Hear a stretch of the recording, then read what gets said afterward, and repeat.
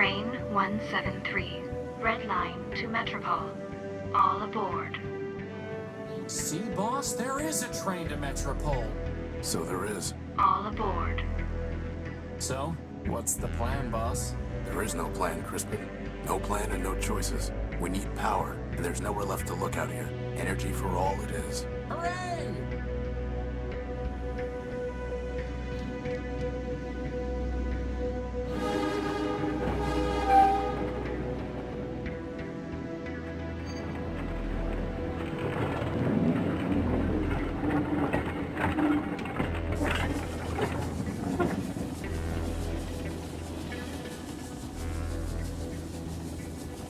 Look at all those lights.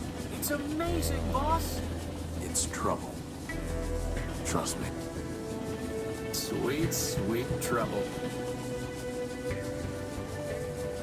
Those of you who have been around my channel for a very long time now might be aware of what I did before I made Rat Lab reviews. I had no editing software, no good microphone, and no real idea of what I wanted to actually do on YouTube. With that in mind, I decided to give Let's Plays a try, though they are more in the form of old long plays just with bad commentary over them. And my first playthrough series ever was on this game. Now this is a review, so I'll put this out here. I am very biased in favor of this game. I regard this game as being in my top 3 favorite games ever made, so really I just want an excuse to talk about this game more and give it some better coverage than my old content could possibly give. So here we are. This is Primordia. Well, boss, you did it again. In we go. We? Oh, by the hand of man, come on. I'm telling you, boss, that thing wants to eat me. Crispin. Fine, but you go first.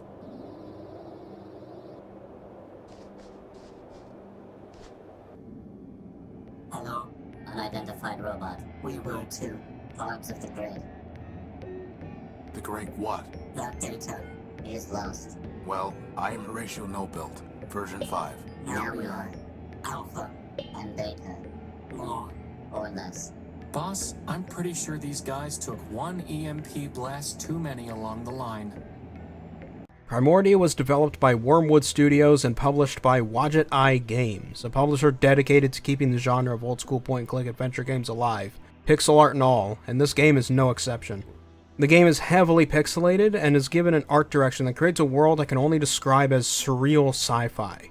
It looks like an old Isaac Asimov book cover brought to life. You can easily tell you're looking at machines, but the way some of the machines and buildings, made of metal mind you, seem to bend and melt in almost organic ways makes it look almost alien.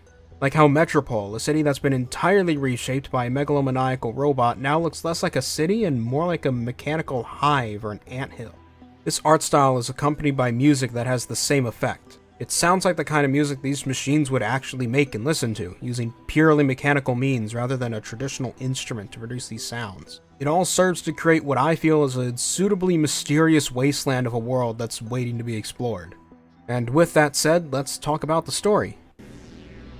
Welcome to Metropole, the city of glass and light. Can you tell me? This one is not programmed to respond to queries.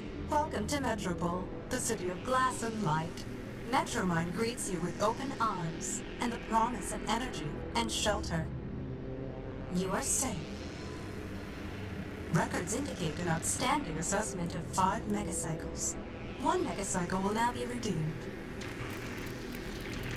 What did you just do to him? This one is not programmed to respond to queries. Unauthorized literature detected. Let go of him! Hey! All contraband has been limited. You are safe.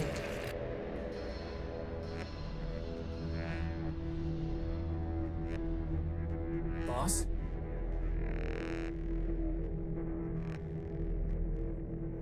This being an old-school adventure title, story is the most important element here, so I don't want to spoil it for anyone who's going to take my recommendation to give it a try. But I'll still give a summary here. The game is set on a far future Earth, one that has seemingly been reduced to nothing but a partially irradiated wasteland. Some of the only life on this planet now would be robots such as our main character, Horatio Nobuilt version 5, and his joking companion, Crispin Horatio Built version 1. The two live rather quietly in the remains of an old airship dubbed the Unique, until there's a power fluctuation that sends the two investigating. What they find is rather concerning.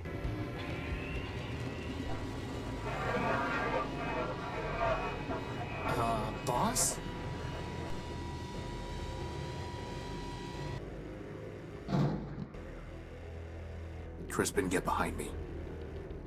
Who are you and what do you want? Power. I think he wants the power core, boss. Stop right there.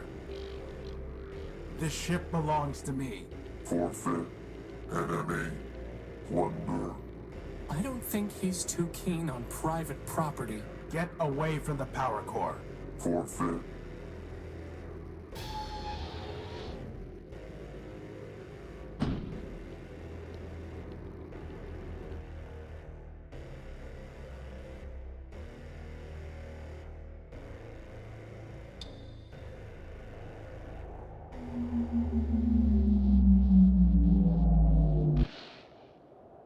Now, with barely any power to work with, Horatio and Crispin must venture out into the waste to find this mysterious machine and get their power core back, leading them to the last city still standing and its progress-obsessed overlord, Metromind.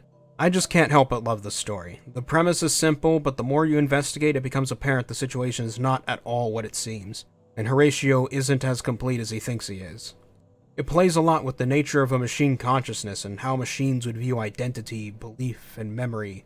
I mean, just the way machines talk about themselves, such as how Horatio is null-built because he doesn't know who created him, but he does know he's the 5th version of himself. Yet he also doesn't remember anything from his previous versions. And the individual character writing I feel is excellent as well. One of my favorite characters in that regard has to be Primer, just because I like his rhymes. But if I go any deeper, I might spoil something. So let's get on with the gameplay. Why Primer?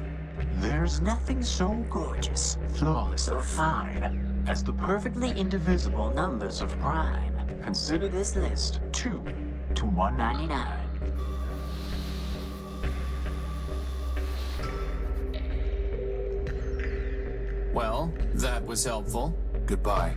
Farewell, linger not for my sake. Your mission is calling, the city awaits. The gameplay is what I feel is Primordia's weakest area, personally, though that's not to say it's bad, necessarily.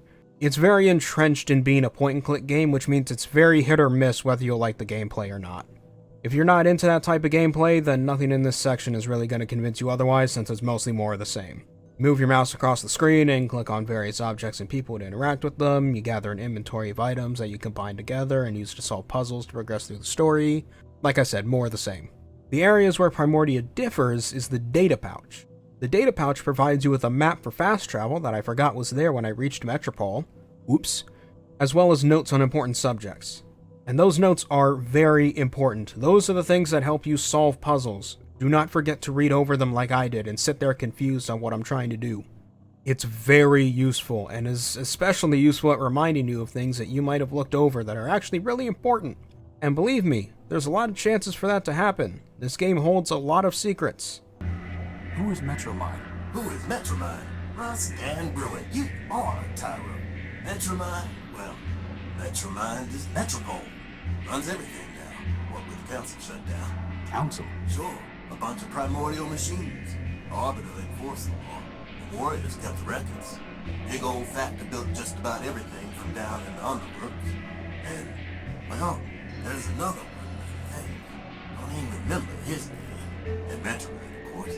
She used to run the trains, but now she's got the whole show. Where can I find her? Like I said, Tyro, she is the city. So you found her already. Probably knocked yourself to her just to get here. Anyway, if she wants to talk to you again, you'll know. And that is Primordia. I hope this review is enough to at least get you interested in the game.